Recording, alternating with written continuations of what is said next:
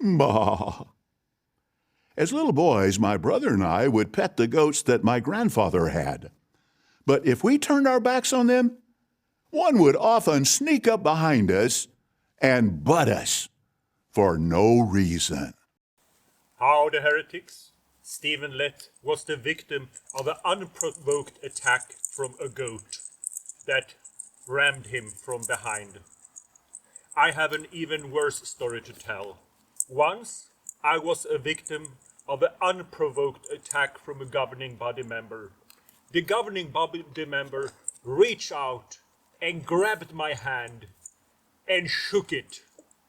It also happened to me many times in kingdom halls that Jehovah Witnesses grabbed my hand and shook it. At once at Bethel, there was a Bethelite that unprovokedly grabbed my hand and shook it.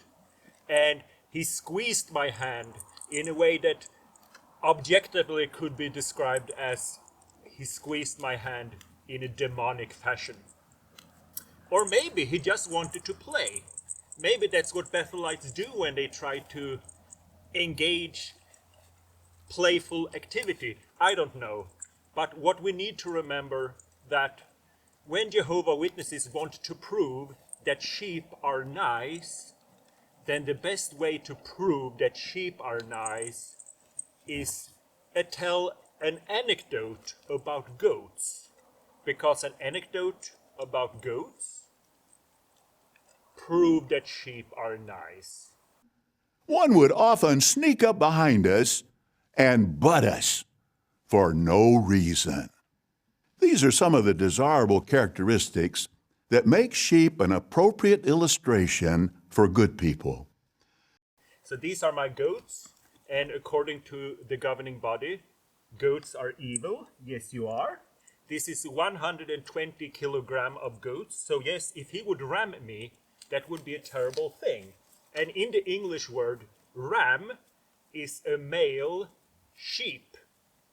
So if you want to use a word to describe blunt force in the English language, you would not say that we buck or billy. This is a buck or a billy, depending on your choice of words. Yes. Buck or billy. And if they were sheep, they would be called ram.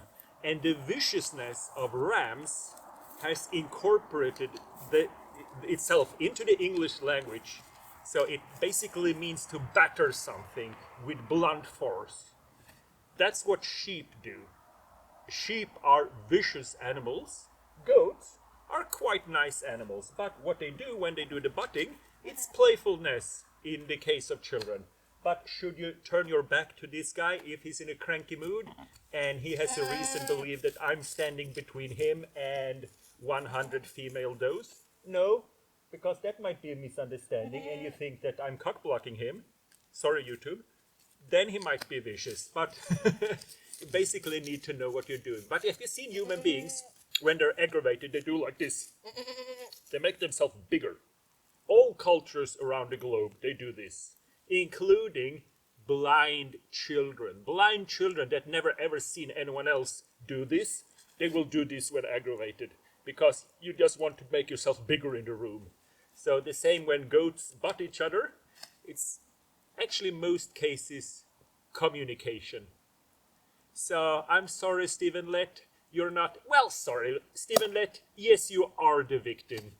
You are the victim of goats trying to play with. Bah! Like and subscribe, and I will tell you that in the Bible, the goat is actually a symbol of Jesus. Most Jehovah Witnesses don't know that, even though it's plain and simple in front of them. So if you want to hear that, push like and subscribe. See you in paradise. Paradise is now. Bah! Goodbye, little sheep.